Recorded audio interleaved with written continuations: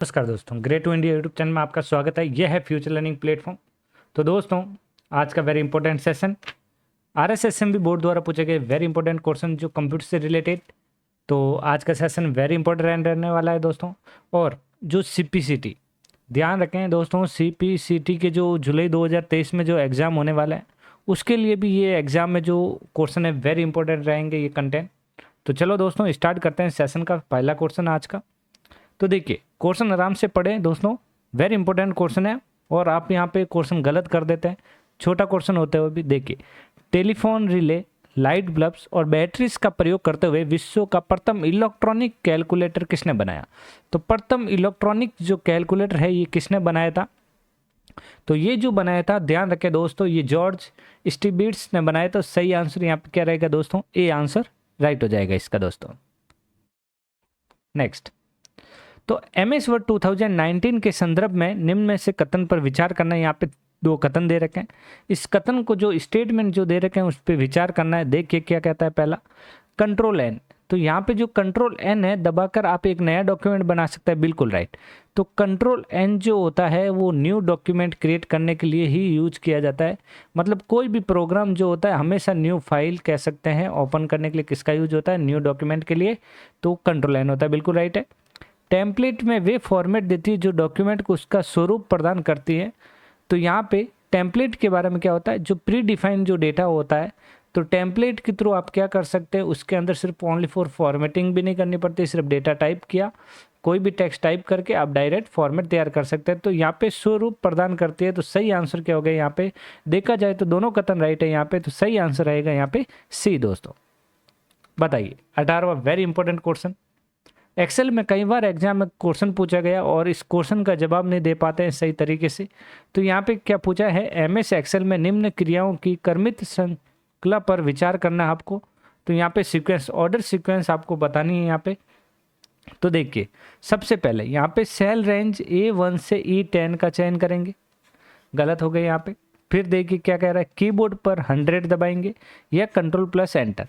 तो यहाँ पे देखा जाए तो आपको यहाँ पे सही कथन का चुनाव करना है। तो हम सबसे पहले क्या करें, रेंज की प्रत्येक सेल में 100 प्रविष्ट हुआ है, वहाँ पे क्लिक करेंगे। तो सही आंसर यहाँ पे क्या रहेगा? यहाँ पे ए ऑप्शन यहाँ पे राइट होगा। 18 का सही आंसर क्या रहेगा? ए ऑप्शन राइट रहेगा दोस्तों। फिर IEEE 1394 ये किससे रिलेटेड है वो आपको बताना है यहाँ पे। तो ये होता है फायरवायर के लिए। तो सही आंसर इसका क्या रहेगा? ए दोस्तों राइट हो जाएगा। बताइए 20 का वेरी इंपॉर्टेंट क्वेश्चन। बताइए स्टेटमेंट फॉल्स बताना है आपको। तो देखिए, सबसे पहला फॉल्स स्टेटमेंट बताना है, तो बाकी 3 जो होंगे ट्रू होंगे। तो देखिए, एक बार code reader laser beam scanning तकनीक का, बिल्कुल लेजर बीम के द्वारा, ये बार कोड है, ये बार हो गया, यहाँ पे ये कोड है। तो इस कोड को स्कैन करने के लिए किसका यूज किया जाता है? बार कोड मतलब BCR का यूज किया जाता है। और BCR जो होता है एक स्कैनर होता है। नेक्स्ट पढ़िए, बारकोड एक विशेष स्याही के प्रयोग में छापे जाते हैं जिससे आयरन ऑक्साइड होता है। बिल्कुल यहाँ पे ये गलत हो गया, स्याही के प्रयोग में नहीं छापा जाता। तो यहाँ पे सही आंसर फॉल्स कर, तो बी आंसर राइट है। सी भी पढ़ते हैं, सामान, डॉक पैकेज, किताबें आदि में अद्वितीय पहचान के लिए बारकोड का प्रयोग किया जाता है। कोई भी प्रोडक्ट के लिए बारकोड का यूज होता है। और ये खड़ी लाइनें होती है। तो मतलब यहाँ पे तीनों ऑप्शन ये जो थे ये ट्रू कथन था, और जो फॉल्स कथन था वो सही आंसर यहाँ पे बी हो गया दोस्तों। बताइए हाई लेवल लैंग्वेज सी का आविष्कार किसने किया? तो सी लैंग्वेज का जो आविष्कार किया था ये किया था डेनिस रिची ने। तो सही आंसर यहाँ पे क्या रहेगा? ए। बताइए निम्न में से कौन सा सत्य कथन है बताना है। तो यहाँ पे 3 स्टेटमेंट है, तो उसमें से आपको जो ट्रू कथन जो है, जो ट्रू स्टेटमेंट है वो आपको यहाँ पे फाइंड करना है।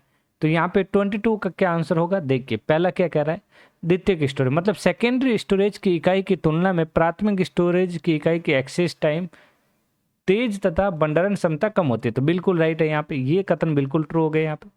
सेकंड क्या कह रहा है, प्राथमिक भंडारण इकाई क्रमिक अधिगम मतलब सीक्वेंशियल एक्सेस कहते हैं।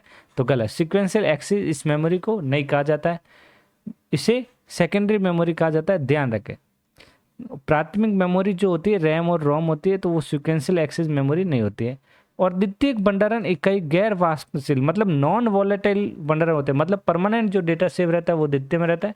तो यहाँ पे देखा जाए तो फर्स्ट कथन और थर्ड कथन जो यहाँ पे राइट हो गया। तो सही आंसर रहेगा इसका दोस्तों बी आंसर ले लीजिए। ये यहाँ पे फर्स्ट है और ये यहाँ पे थर्ड हो गया। तो मतलब 1 नंबर और 3 नंबर यहाँ पे ऑप्शन राइट है।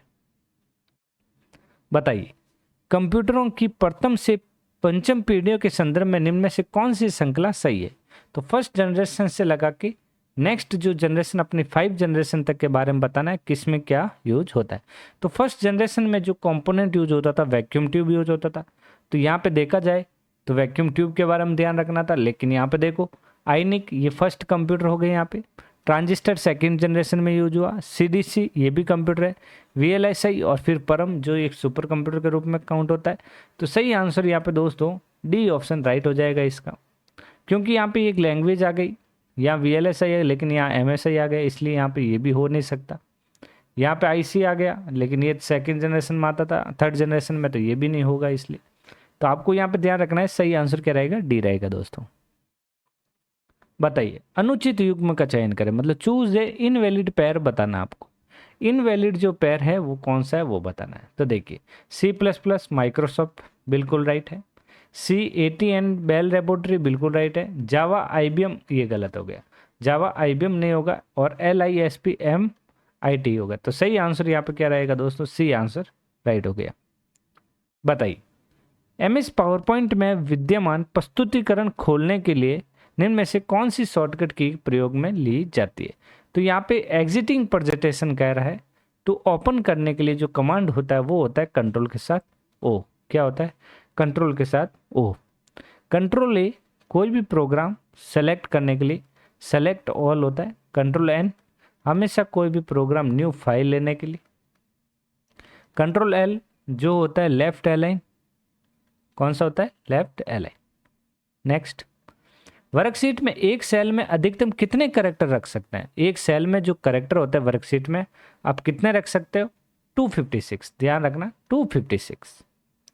बताइए MS वर्ड 2019 में स्क्रीन पार्ट्स पर विचार करना है। बताओ स्क्रीन पार्ट्स जो होते हैं उस पर आपको विचार करना है। तो यहाँ पे 27 का क्या आंसर रहेगा, देखते हैं। फर्स्ट क्या कह रहा है, क्विक एक्सेस टूल बार बिल्कुल राइट है। डॉक्यूमेंट टैब गलत हो गई, यहाँ पे रिबन पर स्थित फाइल टैब गलत हो गया। स्टेटस बार बिल्कुल यहाँ पे ये राइट। तो यहाँ पे देखा जाए तो फर्स्ट और सेकंड जो होता है उपरोक्त में से कौन से सेव अंडू रिपीट विकल्प उपलब्ध करवाते हैं। तो ये जो करवाते हैं कहाँ पे, क्विक एक्सेस टूल बार में और स्टेटस बार में। तो देखा जाए नहीं सॉरी रिबन पर स्थित फाइल टैब के अंदर होता है। तो यहाँ पे सही आंसर दोस्तों फर्स्ट और थर्ड रहेगा। सही आंसर डी रहेगा दोस्तों, फर्स्ट ऑप्शन ये क्विक एक्सेस और रिबन पर स्थित ये होगा, ये नहीं होगा। 28 क्वेश्चन, MS एक्सेल में फंक्शन लेफ्ट और मिड का आउटपुट क्या होगा वो बताएं। तो लेफ्ट का मतलब है लेफ्ट से शुरू होके आपको बताएगा, लेकिन यहाँ पे कॉमा 3 का मतलब होता है 3 कैरेक्टर। तो लेफ्ट से 3 कैरेक्टर जो होता है वो होता है RAJ, और मिड का मतलब 2 का मतलब होता है 2 से स्टार्ट करेगा और 2 कैरेक्टर लेना है। तो लेफ्ट से यहाँ पे मिड में से मतलब 2 कैरेक्टर, पहला और दूसरा, मतलब यहाँ से स्टार्ट करके 2 कैरेक्टर होता है A और N। तो सही आंसर रहेगा राज AN। तो सही आंसर रहेगा इसका D। 28 का सही आंसर क्या रहेगा, D आंसर राइट हो जाएगा। ध्यान रखना है क्योंकि आपको आउटपुट बताना था लेफ्ट और राइट का। तो पहले का अपना हो जाएगा लेफ्ट का RAJ और AN।